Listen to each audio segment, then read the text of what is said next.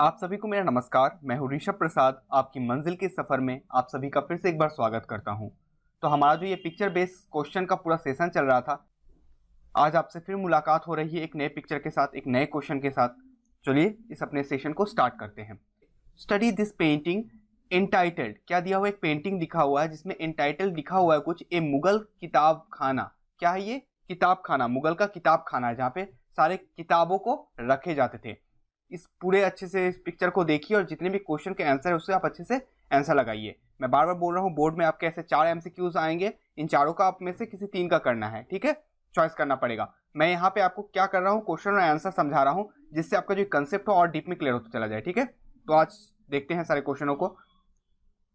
तो आप देख पा रहे हैं यहाँ पे बहुत सारे किताब है जो अपने हाथों में लेके बैठे हुए हैं, कुछ लोग लिख रहे हैं, डिफरेंट लोग डिफरेंट यहाँ पे काम कर रहे हैं। आप देख पा रहे होंगे पिक्चर को, तो अच्छे से केयरफुली इस पिक्चर को देखिए, ठीक है? इसके बाद मैं इससे आपको क्वेश्चन पूछता हूं। देख लिया आपने? चलिए तो पहले क्वेश्चन को तरफ देखते हैं। मुगल किताब खाना यहाँ पे लिखा हुआ है, फिगर 9.4, ठीक है? डिफाइन द टर्म किताब खाना। अब किताब खाना का मतलब क्या होता है इसको हम देखेंगे। सबसे पहले ये क्वेश्चन है, किताब खाना का मतलब क्या होता है। ये मैं इसलिए लिखाता हूँ क्यों, मतलब आपको डायरेक्ट एमसीक्यू नहीं देता, क्योंकि हम जो डिस्कस करने से क्या होता है कि अगर छोटे क्वेश्चन आते हैं तो लिख पाएंगे अच्छे से। इस वजह से मैं क्या कर रहा हूँ, इसको डायरेक्ट यहाँ पे डिस्कशन कर रहे हैं हम लोग, और डिस्कशन करने से हम लोग ज्यादा चीज सीखते हैं, ठीक है? चलिए देखते हैं किताब खाना का मतलब क्या होता है, उसको हम देख लेते हैं। तो सेंटर ऑफ मैन्युस्क्रिप्ट प्रोडक्शन। किताब खाना कहाँ था? जहां पे मैन्युस्क्रिप्ट का प्रोडक्शन होता था। मैन्युस्क्रिप्ट क्या होता है? तो ऐसे कोई स्क्रिप्ट जिसे हैंड से लिखे जाते हो। किससे? हैंड से, जिसमें कोई प्रिंटिंग ना होता हो, ना ही यहाँ पे कोई कॉपी या मतलब किसी तरीके का भी प्रिंटिंग, कॉपी पेस्ट, इस तरीके का चीज नहीं होता। डायरेक्ट मैन्युस्क्रिप्ट मतलब हैंड से डायरेक्ट लिखा जा रहा है और रखा जा रहा है। तो ये क्या था? सेंटर ऑफ मैन्युस्क्रिप्ट प्रोडक्शन किताब खाना था, जहां पे हाथों से लिख के चीजों को रखा जाता था। याद हुआ? मैन्युस्क्रिप्ट प्रोडक्शन होता था यहाँ पे। Place where the imperial collection of manuscript. यहाँ पे क्या करते थे? एम्पियर जो राजा होते थे या जो राज में होते थे, उन लोग क्या करते थे? मैन्युस्क्रिप्ट को इकट्ठा करते थे, टू कीप, इकट्ठा करते थे, and new manuscript was produced. और नए नए स्क्रिप्टों को भी वहां पे प्रोड्यूस किया जाता था, कहीं और तरीके से अलग अलग आइडियाज को लेके या डिफरेंट चीजों के बारे में जान के उन सारे चीजों को कंपाइल किया जाता था और वहां पे लिखा जाता था और लिख के वहीं पे रखा जाता था। उसे ही हम क्या बोलते थे? किताब खाना बोलते थे मुगल टाइम में। किस टाइम में? मुगल टाइम में, याद रखिएगा। चलिए अपने दूसरे क्वेश्चन की तरफ चलते हैं। Identify the different type of professionals involve in the production of Mughal manuscript. तो मैन्युस्क्रिप्ट बनाने में जो कौन कौन वहां पे जुड़े हुए थे उनके बारे में हम अभी देखेंगे, ठीक है? Depicted in the miniature painting. तो इस मिनिएचर पेंटिंग में कौन कौन से लोग हमें दिख रहे हैं उनके बारे में हम डिस्कस करेंगे कि कौन कौन से लोग यहाँ पे क्या क्या काम कर रहे हैं, किस किस काम के साथ जुड़े हुए हैं, उसे हम देखते हैं, ठीक है? तो चलिए देखते हैं। यहाँ कौन थे? पेपर मेकर थे, जो पेपर से कुछ कुछ चीजों को बना रहे थे। कैलीग्राफर्स, कैलीग्राफर्स मतलब जो हाथों से सुंदर से चीजों को लिखते हैं, बहुत सुंदर सुंदर सुलेख जैसे कह सकते हैं उन्हें कैलीग्राफर। जैसे हमारे स्कूल में भी होता है हैंड राइटिंग कंपटीशन, होता है कि नहीं होता है, ठीक है? तो कैलीग्राफर्स उसी को बोलते हैं, ठीक है? गिल्डर्स का मतलब क्या होता है? गिल्डर्स का मतलब क्या होता है ये आपके मन में आ रहा होगा। तो ऐसे कोई इंसान जो क्या करते हैं, सोने के पतला परत को किसी चीज के ऊपर पेस्ट करते हैं, चाहे वो पत्थर हो, किताब हो, किसी चीज के भी ऊपर, ठीक है? तो उसे हम क्या बोलते हैं? गिल्डर्स बोलते हैं, ठीक है? इसको आप ऐसे भी लिख सकते हैं, ओवरले थिंग्स विथ गोल्ड।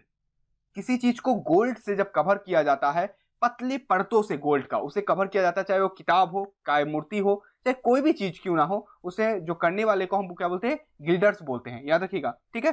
तो paper maker, calligrapher, guilders, painters थे एंड बुक बाइंडर्स थे। ये सारे लोग यहाँ पे जुड़े हुए थे। समझ गए आप? चलिए देखते हैं, अपने थर्ड क्वेश्चन की तरफ चलते हैं।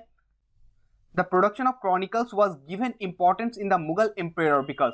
तो जितने भी मुगल एम्पायर थे उन्होंने जो ये क्रॉनिकल्स थे कि किस राजा के बाद कौन आए, क्या हुआ, तो ये सारी चीजों को लिखना वो जरूरत समझते थे। क्यों?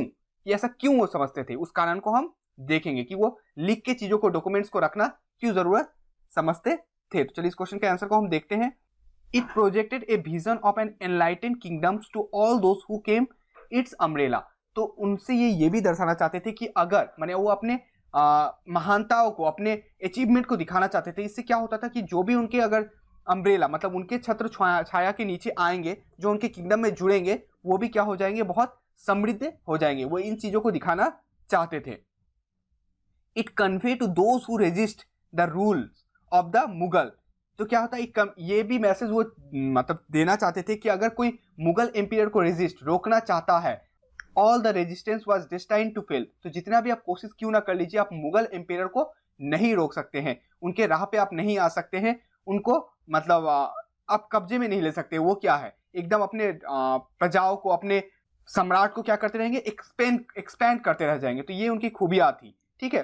साथ ही साथ ये क्या दिखाते हैं, इट एंश्योर दैट, तो इस वजह से वो लिखते थे, लिख के ये सब चीजों को रखते थे, इसी कारण से कि कोई अगर देखे इन फ्यूचर भी तो भी क्या हो, वो समझ पाए कि मुगल कितने महान थे। इस वजह से वो रिटर्न सोर्सों को रखना जरूरत समझे। जैसे कि हमने सतवाहनास के बारे में अपने पिछले वीडियो में देखा कि सतवाहनास के बारे में हमें बहुत ज्यादा रिटर्न सोर्स नहीं मिले हैं। इस वजह से उनके बारे में लिखने के लिए, उनके महानताओं के बारे में, उनके अचीवमेंट के बारे में, उन्होंने क्या क्या चीजों को जीता, क्या क्या किया, वो सारी चीजों के बारे में हम बहुत ज्यादा डीप में नहीं जा पा रहे हैं। बुद्धिस्ट टेक्स्ट से हमें पता चल पाता है सतवाहनास के बारे में, लेकिन इतना ज्यादा भी नहीं कि जो मतलब सफिशियंट हो, ठीक है। इस वजह से ये तो मुगल इन चीजों में बहुत आगे थे। आगे हम क्या देखते हैं, it ensured that there was an account of their ruler for posterity. Posterity का मतलब क्या होता है, भावी पीढ़ी, मतलब यानी कि आने वाली पीढ़ी, भावी पीढ़ी, याद रखिएगा। तो भावी पीढ़ी के लिए भी वो इन चीजों को बचा के रखना चाहते थे, पोस्टेरिटी, ठीक है। तो इसके लिए उन्होंने इन सारी चीजों को रखना जरूरी समझा। ओके, चौथे क्वेश्चन की तरफ चलते हैं। इनमें से किसी 3 को करना जरूरी है, जरूरी नहीं कि यही क्वेश्चन आए, लेकिन इससे जुड़े हुए जरूर आ सकते हैं अगर ये पिक्चर आया तो, ठीक है। तो मैं आपको एक नॉलेज प्रोवाइड कर रहा हूं जिससे आप अपने आप को इतना अच्छा बिल्ड कर ले कि आप खुद जाके लिख पाए। मेरा मकसद यही है, मैं आपको राह दिखा सकता हूं, आपकी मंजिल आपको राह दिखा सकती है। राह आपको मतलब मंजिल तक तो आपको खुद ही पहुंचना है, इस राह में आपके साथ मैं जरूर हूं। तो इस वजह से मैं ऐसे क्वेश्चन को कराता हूं। Among the workers employed in the production of chronicles, तो जितने भी क्रॉनिकल्स बनाने के लिए जुड़े हुए थे, few were valued while the rest remained anonymous artisans। तो क्या हुए थे, कुछ लोगों को बहुत ज्यादा वैल्यूज दिया जाता था, लेकिन कुछ लोग क्या हुए थे, एनोनोमियस आर्टिशियंस, मतलब बहुत ज्यादा फेमस नहीं हो पाए थे या उन्हें उनका इंपॉर्टेंट नहीं दिया जाता था। Who among the following were valued, तो किसको बहुत ज्यादा वैल्यूड दिया जाता था, पेंटर, कैलीग्राफर्स, पेपर मेकर्स या बोथ ए एंड बी, किसको इंपॉर्टेंस दिया जाता था मुगल काल में ज्यादातर? तो मेनली इसमें से पेंटर और कैलीग्राफर, ये दोनों को बहुत ज्यादा इंपॉर्टेंस दिया जाता था। इस वजह से answer both A and B is the right answer. Painter and calligraphers, इस दोनों को बहुत इंपॉर्टेंट दिया जाता था। तो यही कुछ क्वेश्चन जो इस पिक्चर से इंपॉर्टेंट बनते थे मैंने आप तक ला दिया। अगर आपको वीडियो पसंद आया हो तो जरूर लाइक करें और सब्सक्राइब जरूर करें।